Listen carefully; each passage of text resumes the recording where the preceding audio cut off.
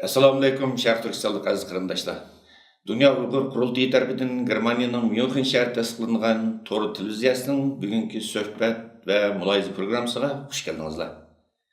Mən bugünkü proqram riyasətçisi Fərat Yoranqaşılıman. Aldırlan həmənizlərə Cenab-ı Allah'ın salametlik, xatircəmlik, bəxt, saadet və bərəkət diləyəm.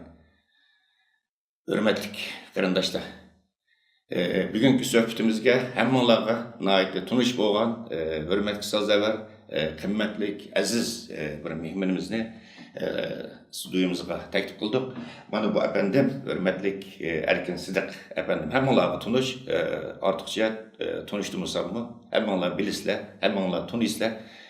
Uyg'urlarninki tanılğan fizika alimi, o'zi Amerika olam qatnash idorasining tadqiqotchisi.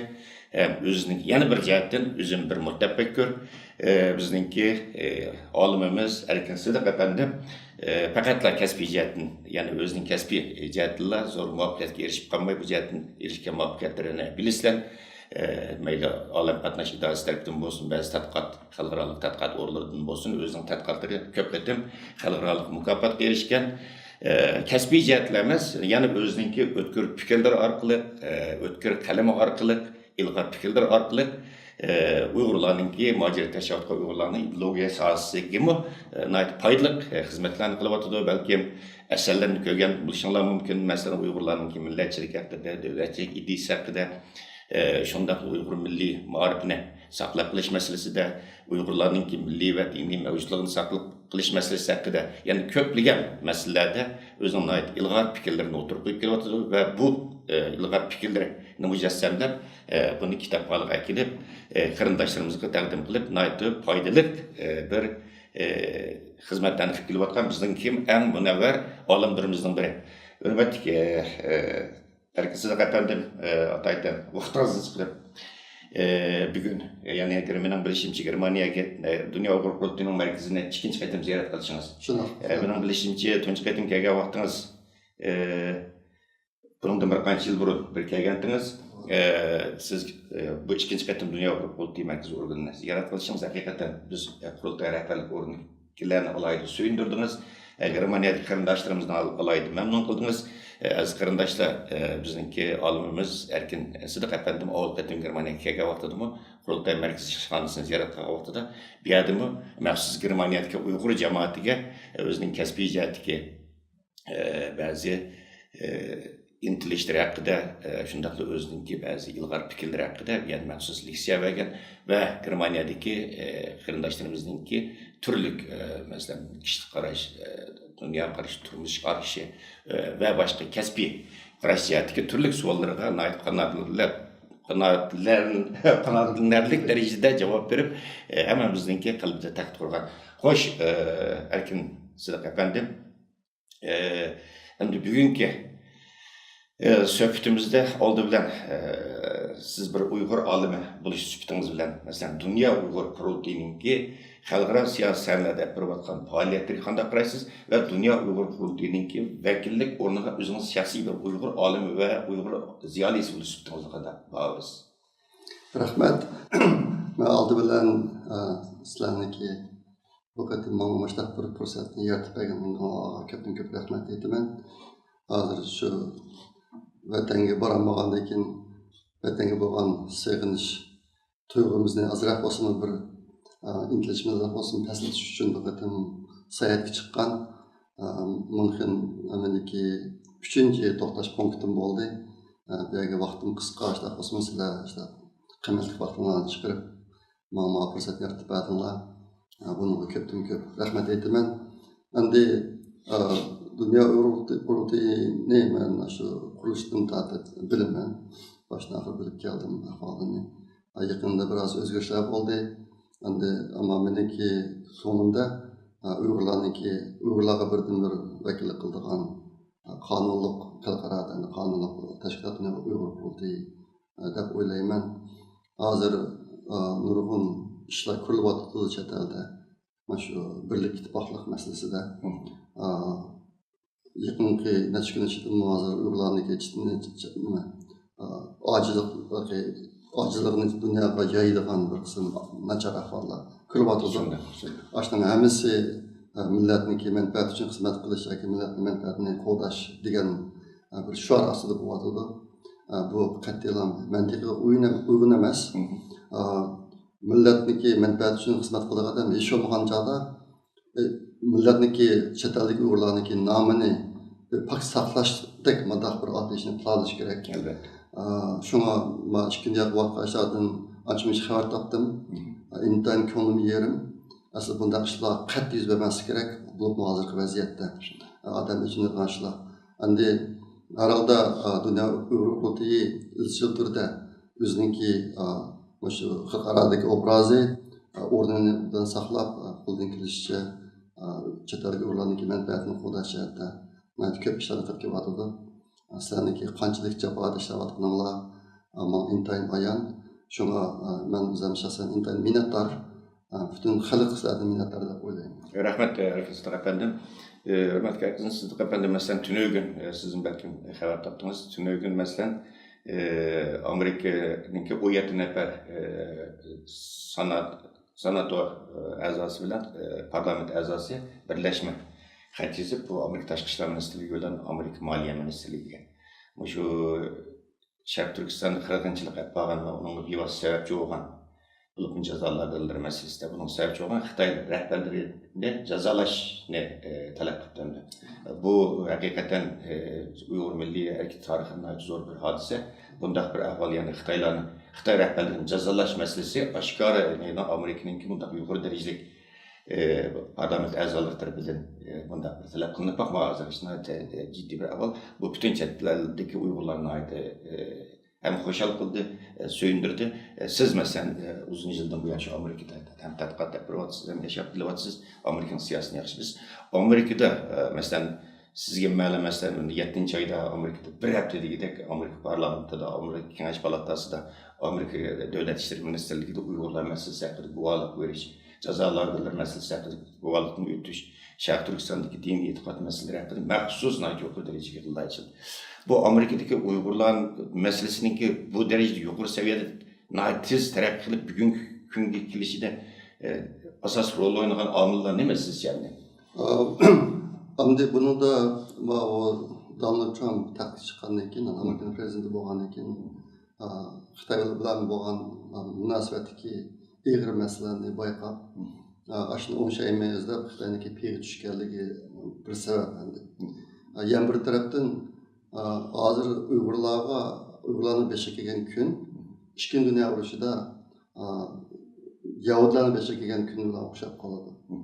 Endi ashta Ikkinchi dunyo urushi bo'lganiga hozir qani agar 45-yildan boshlab hisoblasak, 55 yil, hozir shunaqda 70 yildan ortiq vaqt bo'ldi. 80 yil shundan vaqt qoldi. Endi 21-asrga qadam qo'ygan mushtaq 20 asrga yashayotgan bir dunyoda Uyg'urlarning beshiga shunday bir kunning kelishi hamda bu shunday cho'ng zulmat, ig'ir insoniyat ustidan yurgizgan jinoiy ishlarning yuz berishi, mana shu ahvolga dunyoning sukut qilib turishi bu insoniyat uchun bir nomus bu. Buni taki yig'inchilik dunyo tunib yetmedi, amdiroq tunib yetyotdi. Şuna Amerika'nınki hozir Uyg'ur masalasini kuchab o'tirga chiqishida ikki sabab bor deb o'ylayman. Birisi o'zining menfaati. Hozir Xitoyga taqobil turishda Uyg'urlardan bir qurol sifatida foydalanishga tirishyotdi. Chunki savdo urushi yuz beryapti. To'g'ri. Yana birisi insonparvarlik nuqtasidan chiqib boshlab qo'yadi. Amerika aslida dunyoniki insonparvarlik axloqiy altını saqlaydigan bir davlat edi, taki yaqin qadar. Lekin oldingi necha qatamliq prezidentlar unda qilmadi. Clinton prezident bo'lishdan burun 6-4 kundagi 89 yildagi Tiananmen voqeasi yuz bergan. Shu chog'da uni aytdi, qattiq pozitsiyada bo'lgan dastlabda Xitoy hokimiyatini qattiq tanqid qilgan. Lekin chiqqandan keyin o'zgarib oldi. O'zgarib yumshoq siyosat qo'llanib, shu mongancha undan keyingi kichik Bush, Obama hammasi Xitoyga Xitoyniki nimishqatqanligiga diqqat qilmay, shularniki yilin-ayronlarga usloyinab, ashta qilib Amerikadan ig'ir bir ahvolga, nachar ahvolga kirgizib qo'ygan. Unda hozir uni Amerika hukumati tunib yetib, biraz uygunup maçlaşını kıvatıdı. Andi bu işinki uygulaşın ahmeti intayin zor. Biz intayin aciz bir millet. Halkarada mı işkanda küçümüz yok bizninki. Küçümüz yok. Başta bu başka Uygurlar bir insandaki yaşayalışı, yüzünü kuğudat kılalışı, hazırki zulmetin kutulalışı için çokum halkaradaki yardım bulması olmaydı. Bu cihette bir yeni payda ahvallar yüz berbatıdı. Ona hemimiz intayin hoşal, ben şunda. Şuna bu cihette ben Amerika hükümetiyle rahmet edeyim. Rahmet degan bu taraflı malumatınız için. Elbette bazı qarindoshlarimiz sal qaraydi bu mesela Xitoyning rahbarligini jazolash masalasi haqidagi bir takliflarga, masalan, loyihalarga. Amaliyot bo'lsa, masalan, bayım deb o'tdingiz 1989-yili bu yuz bergan Tiananmen qirg'inchiligidan keyin Yevropa Birligi Xitoyga qarata qurol yarog' embargosi yurgizish qarori olgandi. Bu qarorni hozirgacha amaldan qoldirib o'tmadi, hozirgacha davom qilyapti. Bu qarorning natijasida Xitoy bu Yevropa Birligi a'zo davlatlardan yuqori texnika setib ololmaydi. Yani bu Xitoyning obrazı bu, xalqaradagi obraz uchun bir ziyon kelayotgan bir narsa. Chunki Xitoy bu embargoni amaldan qoldirmizda ba'zini 30ni yilga yaqinlashib qoldi, 29 yilni yaqin. Zaten bu shu Yevropa Birligiga yolvorib kelyapti, ammo amaldan qoldirayotgani yo'q. Bir olingan qaror aldirab amaldan qoldirmaydi ekan uni. Yevropa Birligidan deyotganim shu, sening kishilik huquq vaziyating yaxshilansin, yaxshilanib qoldiradi. Isbotla, undan keyin biz bu embargoni amaldan qoldirishni o'ylashimiz deydi, ammo bag'an sari yomonlayapti. Sharq Turkistonda men yana masalan 2 dunyo urushi mezgilida bu Gitlerning qilgan Nazi kampining aynısini hozir Xitoy Sharq Turkistonda qilyapti. 3 million Uyg'urninki jazolanadi deyapti. Erkin Sidiq efendi, masalan bu 8. ayning 10 ve 13. kunlari Cenevada Birleşken Devletler Teşkilatı irqiy ayrımcılık qarshi komitetining 96 xatırlıq yig'inida bu Xitoy vakillariga 48 kishi Xitoy vakillariga kelgan bu janob. Bu yerda ham masalan Sharq Turkistonda jazo lagerlarining mavjudligini butunlay bu yerdan yuzsizlarcha inkor qildi, yo'q dedi. Şunun paralel aldı Xitoyning tashqi ishlar ministrligi bayonot e'lon qildi. Xitoyning zuboniy hisoblangan yer shari gazetasi bosh maqola e'lon qilib, Sharq Turkistonda qilayotgan atalmish muqimlik siyosatini o'zgartmaydiganligini, bundan keyin mayli xalqaro qanday besim qilishni qat'iy nazar buni tiz bukmaydiganligini e'lon qildi. Bu ma'lum mandate vaqtida xalqaro bir e'lon qildi bu blokni kişilik insoniyatning eng asosiy qimmat qarashi hisoblangan demokratiya va kishilik huquq prinsiplariga qarshi. Bu hodisalardan keyin Dunyo Uyg'ur qurultiyi Uyg'ur milliy harakatining bo'lib Uyg'urlarning taqdiridan keyin burilish bir bosqichiga qadam qo'yganligini, buni millat sifatida o'zimizni dast tutishimiz kerakligini va buningdan keyin Xitoyga qarshi yangi strategiya, yangi plan, yangi yo'l xaritasi, yangi taktika belgilashning zarurligini his qilib, Dünya Uyg'ur Qurultiyi ijro komiteti 11 ayning 8 kundan 10 kunigacha butun chet ellardagi Uyg'ur tashkilotlarining rahbarlari, sizga o'xshash olimlarimiz, ziyolilarimiz, dinki vakillari, andan keyin diniy ulamolarimiz, ayollar vakillari, yoshlar vakillari, yo'llar siyosiy faoliyatlarning qatnashishi bilan Sharq Turkiston Milliy Kengashi yig'ini chaqirishni qaror qildi. Bu nima bilan? Siz shu Sharq Turkiston Milliy Kengashi yig'ini chaqirish haqida e'lonlangan Dunyo Qurultiyining qarori qanday qarasiz? Chunki sizmi taklif qilingan bizniki aziz vakillarimizniki birisi. Bu qarorga qanday qaraysiz? Buning zurriyati bormi? Agar zurriyati bor deb qolsangiz, bu Sharq Turkiston Milliy Kengashida eng asosli nimalar, qaysi masalalar negizlik muzokara qilinishi kerak? Bu menimcha intayin dal vaqtida e'lonlangan qaror bo'ldi. Mana buni o'sha Uyg'urlarniki birligining naqadar muhimligini chuqur his qildim. Yaqin men to'xtamay izlanyapman. Biz nurg'unlarimiz Uyg'urlarning milliy ruhi deymiz. Uyg'urlar 8-9 asrlarda shunday kuchayib, toki 13-14 asrlargacha Osiyoni so'rab, Afrika, Yevropaga kengayib, nihoyatda hurlikda yashagan. Bu ahvoldan keyin asosda yo'qolib, asosda ojizlab, biz ojizlab, hozir bugungi kunga qolgan chog'da jon talashgan bir holat kelib qoldik. Shunga biz nimani yo'qotdik? Orliqda bizda yo'qotgan narsa nima? deb yaqinda biroz izlandim to'g'ri man. Shu Uyg'urlarniki milliy ro'y degan nima o'zadi? Ayni vaqtda Uyg'urlar uchun unumbaygan, Uyg'urlarni aslida dunyodagi bir ulug' millat darajasiga ko'targan narsa nima? Mushto'liq bir izlandim. Buning yadroliq turigi birlik ittifoqlik.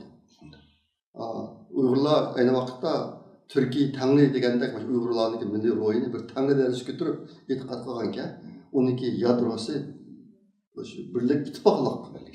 İkincisi jangovarlik, fidokorlik, o'zining borlig'ini atab qattiq tirishish. Ana uchinchisi ulug' millatlik g'ururi. Bu chog'da Uyg'ur degan gap bir ulug' millat obrazi vakili qilgan. Andan boshqa bir qism kichik millatlar Uyg'ur bo'lg'isi kelib, turk bo'lg'isi kelib o'zligidan assimilyatsiya bo'lishga yoki shu Turkiya qabilalarining ichiga kirishga tirishgan. Ayni vaqtda shu Türk va Uyg'urlar mana kengaygan vaqtida hech qanday yerni mustamlik qilmagan. Ular qog'alar o'zgadan kelib qo'shilgan ahvol bo'lgan ekan. U chog'da Uyg'urlar dunyodagi insonlarni do'st, dushman deb ikkiga ayirib yashagan ekan. Do'st bo'lgan odamlarniki bu Atilla, G'ollarning davrida mana shunday. Shu G'ollar epirayotgan ishni qo'lga odamlarning hammasini biz o'zimizdagi odamlarning bir qismi bizning do'stimiz deb o'sha bir taraf qo'ygan ekan. Ana 13-14 asr kelgan chog'da biz islom dinini qabul qilib, mana shu 13-14 asr kelgan chog'da Uyg'urlarni musulmon kafir deb ikkiga bo'lib, shuni burun birlashib dushman bilan kurashgan odamlarni o'zaro so'qishib, undan keyin aqtaqliq qartaqda texnik bilinib, oshna bilan bizdagi milliy ruh ojizlar orliqda butunlay yo'qolib 300 yildagi vaqt. Keyin ancha-muncha qoldiqlar qilib bugungi kunga keldi. Hozir bugungi kunda ularchida yuz berayotgan ahvol shuning davomi hozir. Hozir bu qarasangiz intayin ko'p o'xshagan guruhlar bor. Dindorlar emaslar, ziyolilar emaslar, siyosatchilar emaslar degandek ko'p bo'linib ketib, buni oldin bir necha kun ichidami Uyg'urlar o'rtasida ziddiyat shunday bir rasvochilik darajasiga bordi hozir. Shunga men bu qatim Turkiyada yo Gollandiyada ancha-munchalik siyosat o'zladim. Men Uyg'urlikqa qaytishni tashabbus qildim. Biz yo'qotgan narsamizni tepib olaylik. Shu davrga qaytaylik. Agar hozir bu chet eldagi Uyg'urlardagi ziddiyatlarni tahlil qilsangiz agar talishgan cho'ng narsa yo'q. Cho'ng narsa yo'q. Gerçi hammadan shu millat uchun xizmat qilish, millatning manfaatini qo'llash bo'lsa-mu, amaliyotda unda bo'lmayotgan mana bir sabab tufaylidan bizdagi mush masala ko'rib chiqyotdi. U sabab nima desangiz, ikki jihatda, cho'ng ikki jihati bor bo'lsa. Birisi mana shu Uyg'urlarning davosiga o'zining shaxsiy hissiyotini aralashtirib olish. Ilmiy usul chiqarmaslik. Buningda bizda mana shu kasbiy jihatdan haqiqiy tarbiyalangan kasbiy xodimlarning kamchiligi bu bir omil. Uningda boshqa yana nima ish qilsak biz o'zimizniki hissiyotni aralashtirib olib, garchi shuarimiz o'xshash, g'oyamiz o'xshash, boshqa bo'lsa-mu, lekin amaliyotda hissiyotimizni aralashtirib shundan kelib chiqyapti. Ikkinchisi, hozir Uyg'urlarchida nam obro'ga olishadigan, innovat olishadigan, to'p talishadigan ahvollar intayin og'ir. Hech ish qilmay turiblamkin to'p talishga tushyapti ba'zan. Boshqa vaqtda agar Uyg'urlar erkinlikka erishmaydi ekan, hech kim to'pisi yo'q. Bu intan oddiy huquq bu. Agar Uyg'ur millati erkinlikka erishmaydi ekan, chet elga hech qanday Uyg'urlarga chiqqan to'pisi yo'q. E'tiborga ilinmaydi bu. Nimishqa mana bir misol ko'rsataman men bu ishda. Mavzudun 49-yili Cumhuriyet Xalq Cemiyeti qurilgandan keyin uning to'pisi e'tirof qilingan. Uni burun hech kim uqmaydi unday yerlarda. O qandaqdir Mehmetning to'pisi va Samat to'pisi degan gaplar bo'lmagan emas. Cumhuriyet Xalq Cemiyeti qurilgandan keyin mavzuning to'pisi e'tirof qilinib, u tarixda yozilib, hozircha davom etyapti. Uyg'urlarning ahvoli mashtoq. Bu ishda hammamizning taqdiri o'xshash. Agar Uyg'urlar erkinlikka erishmaydi ekan, hech kim to'pisi yo'q. Hech qanday qilg'ashni qilmay turib, xalq ayada o'lim ichida jon talishmasa, to'p talishgan nima bo'lsin deyish kerak edi. Shunday. Endi bu yaqinda chiqqan yangi bir ahvollar odamni bak ichindirdi. Mana shu bir necha kun oldida men burun diqqat qilmoqda ekanman. Mushkatan Turkiyada, Gollandiyada yoshlar bilan ko'rishdim, o'xshagan guruhlarga ko'rishib turgan jarayonda yoshlar yana bir tashkilot shakllantirib mengetibdi. onunğa yeni nesil erkekler isim koyup dur. Bu nima degan gap? Yeni nesil degan gap oddiylashtirib aytsak biz sana o'xshamaymiz degan gaplar. Bu mu qandaqdir bu birlik emas, yine ayrışıqlar bir qaşda bu. Bizde yenilik qo'llarni itiraf qilmaydigan, inkor qilmaydigan, Mehmet Samet itiraf qilmaydigan bu ahvol shunchalik ig'ir. Abaytman deganda agar bizning g'oyamiz o'xshash bo'lgandan keyin o'sha ahvollarni sal o'tirib bir sagak holida haqiqiy millatniki manfaatini birinchi o'ringa qo'yib turib talqinga chiqib qolsa, talishga qadar ish yo'q bu yerda. Aşağı küçük işlerini de bazı çoğun menfaatlerini kurban kılıp çünkü resvalışta vaktimiz dünyaya biz alır.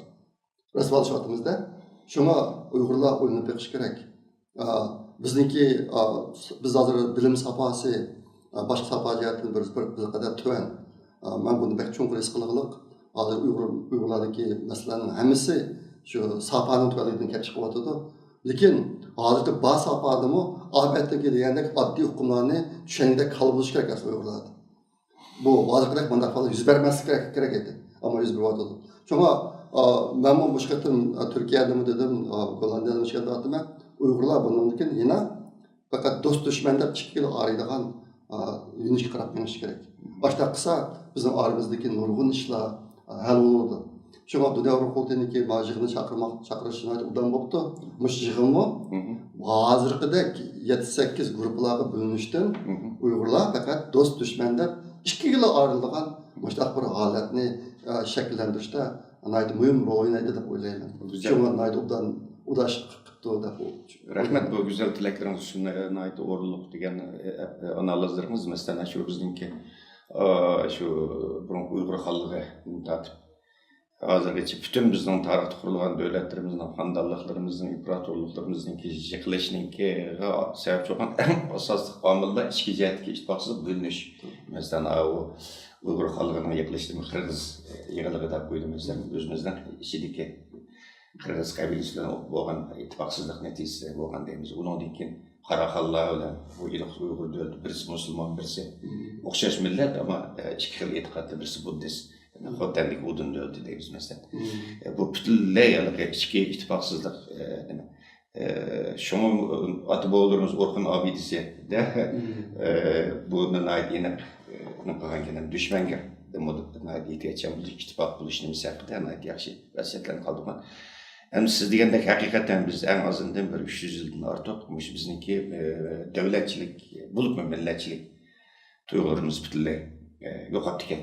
Bu asosda ba'zilar bizniki masalan sizga o'xshash olimlarimiz, ziyolilarimiz, mutafakkirlarimiz hozir tilga ilyapti buni.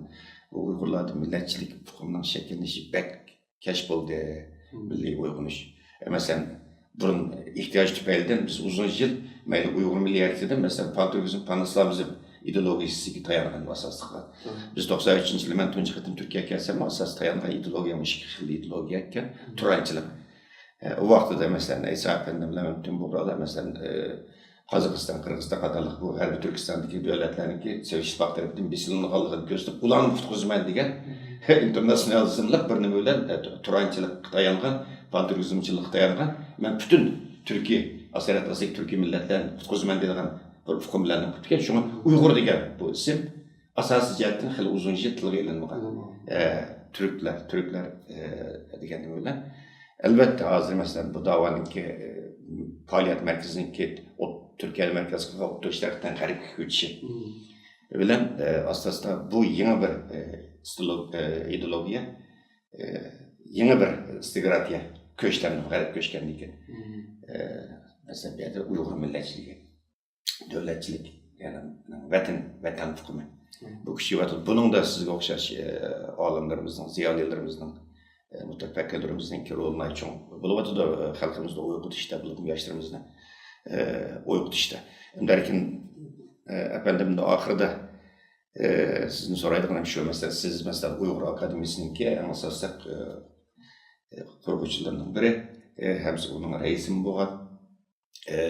Onda azı Uygur Akademisi'nin ait canlı bir faaliyet olarak bir ilim bir merkezi geldi. Hazır onun üstüne siz bu çeteldeki Uygur ziyalilerimizin ki yaşlarımızın ki bir ügünüş ülgisi, bir nima deymiz, ulgiga aylanib qoldingiz. Şunu siz şahsen o'zingizningki o'sha chet ellardagi ziyolilarimiz, yoshlarimiz nisbatan qanday bir tavsiyalarimiz bor sizniki?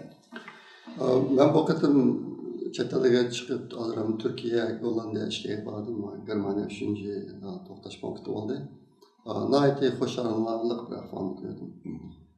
Ben 2009 yılda ahırkı kıtım vatanga bağlan. 5. yıl buluştum sen baldırım. 6. yanım 13 gün qaytib kaldım bu deyim. Qaytib kaldım 5. yanım ki 5 gün alakar oldu. Şu çağda vatanda işte bir keyfiyat boğan. Beni nayet köp yaşlar izleyen. Her xil o'qish, boshqa har xil ishlarda masala so'raydigan boshqa bir kayfiyat, tushkun bir kayfiyat. Bu qatim endi Turkiyadami boshqa bir ahvol bo'ldi, Gollandiyada boshqa bir ahvol bo'ldi. Umumyuzlik kishilar hozir endi burun kitob o'qimaydiganlar kitob o'qiydigan, burun ancha o'ylamaydiganlar o'ylaydigan, qanday qilsak millatning taqdirini yaxshilaymiz deb mush yo'lda izlanganlarni intayin ko'p uchratdim.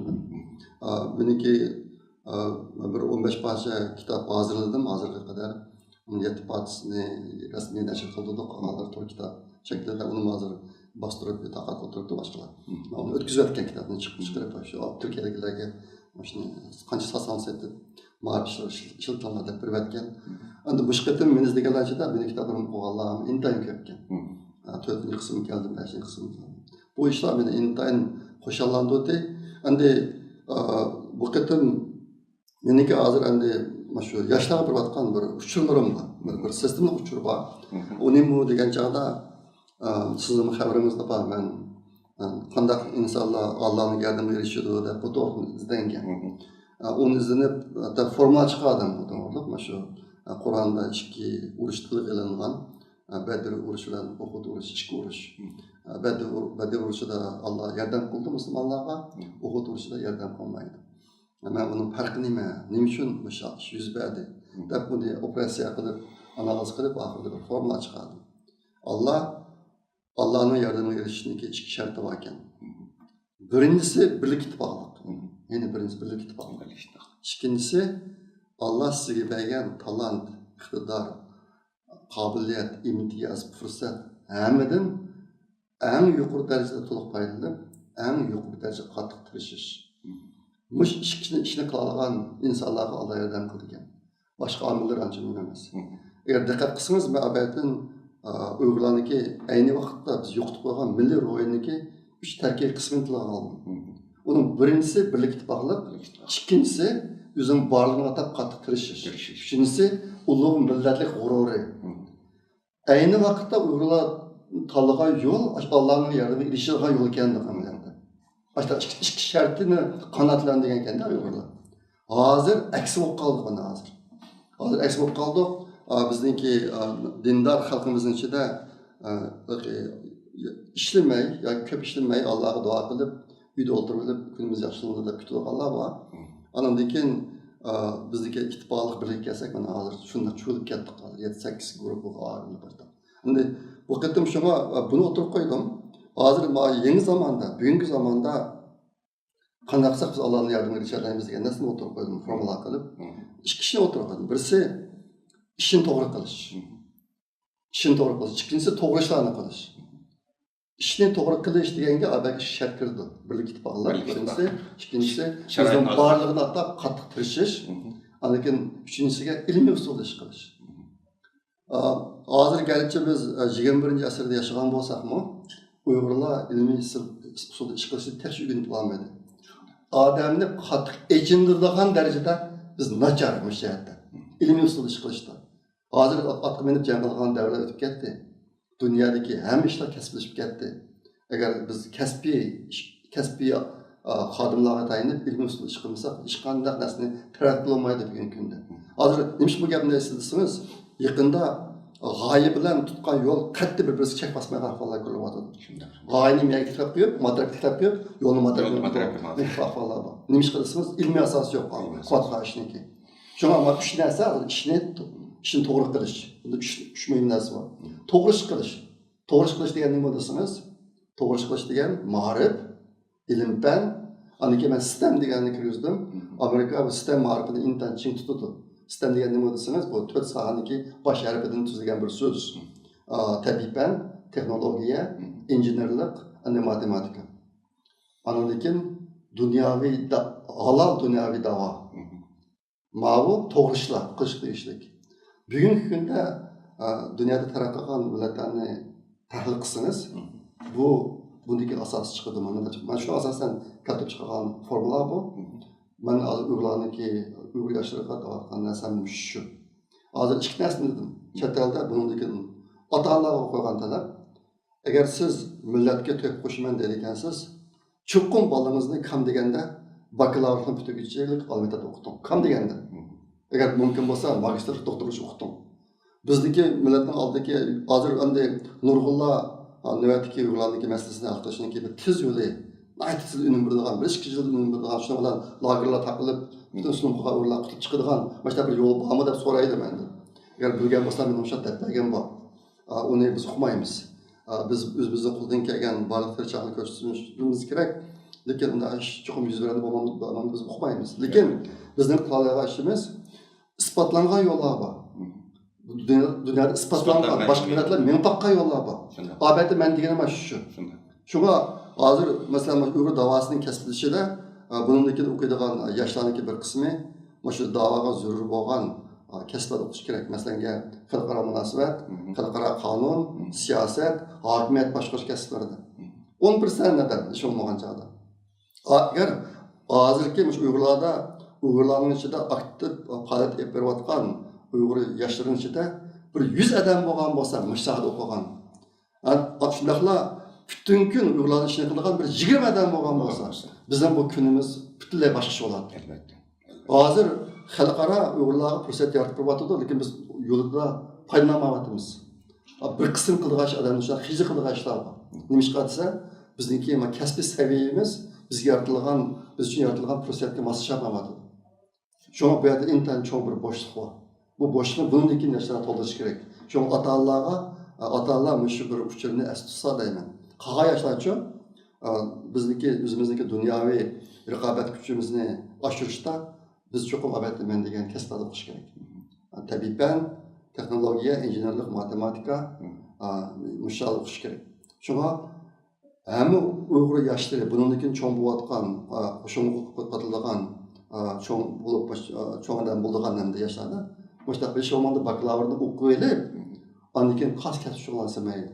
Ashta qilsa, adamning tafakkuri o'xshamaydi. Men degan abad to'g'risini o'rganlaydi. Ishni to'g'ri qilishni o'rganlaydi, to'g'risini talab qilishni o'rganlaydi. Bu intayin muhim. Hozir yine qayta takrorlayman, otlanib jang qilib vaqt o'tib ketdi. Dunyo battar qilib ketdi. Shunda. Hozir shu taraqqiyot etgan dunyoniki qaysi darajaga borganligini bir qism qarindoshlarimiz tushunmayapti. Tushunmay, shu oddiy bir ishlar qilib turib, mushunga mamlakatni qutqizib deb o'ylaydiganlar. Unda qilib olmaydi. Shu meniki oxirida bütün chet eldagi qarindoshlar deydigan uchurim shu. Bu bunaqa deb qo'ygan gap emas. Men to'xtamay izniman o'zimniki o'zimni pek oldirash yashaydigan bir odam nurul so'raydi nima ish qilasiz deb. Buni hamsi millat bo'lgan muhabbatni kelgan narsa. Men hozir chet elda yashagan vaqtim, vatan yashagan vaqtimdan eshib ketdi. Men bunday kun qilaman deb o'ylamagan. Aslida ömrümün oxirini vatan o'tkazaman. O'zimniki o'z xalqimizniki yoshlarni tarbiyalash ishlari bilan shug'ullanib o'tkazman deb o'ylagan. Hozir bu yo'llar butunlay to'silib ketdi. Shuning bilan buni mushqatim safar qilishimiz sabab shu. Agar yo'limiz uchib qolgan bo'lsa, men hozir chet elda qatnashni vatanda qilardim masalan. Shular bo'lmagan uchun. Shunga Allohmi insonlar ko'rsatgan yo'lni, qanday insonlarga yordam berganligini, hozirgi dunyo taraqqiyotgan g'arb ellari qanday qilsa taraqqiy qilganligi, qanday qilsa bir o'zini kuchaytirib, dunyoviy raqobat kuchini oshirib, insonda yashashni ko'rsatadi bizga. Biz isbotlangan yo'lda menishimiz kerak. Rahmat haqiqatan bizning Uyg'ur olimimiz Erkin Efendim bayda o'tdi. Hamma narsaning asosi haqiqatan bizningki ustozimiz Erkin Efendim degandek birlik, ittifoqlik hamma narsaning asosi. Endi bizningki bu chet elda vatanda burun da'vo qilgan vaqtimizda xalq Xitoyimiz, ot Xitoyimiz, o'qiyoq Xitoyimiz, ammo chet elda faoliyat yapirish uchun xuddi Erkin Efendim deb o'tgandek aqlga tayangan gap, mantiqqa tayangan gap.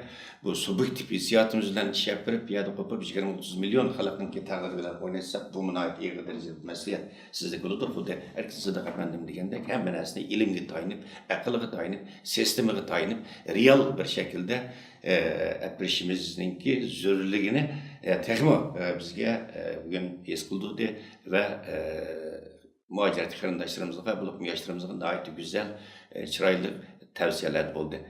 Albatta men shaxsan o'zim bir ziyoli bo'lish suhbatim bilan yoshlarimizni, qarindoshlarimizni Erkin Sadiq apandimninki nashr qilinayotgan va bundan keyin qilinmoqchi bo'lgan kitoblarga yaqindan izlashini, o'qib ko'rishini, tavsiyalariga astoydil quloq solishni men shaxsan o'zim umid qilaman.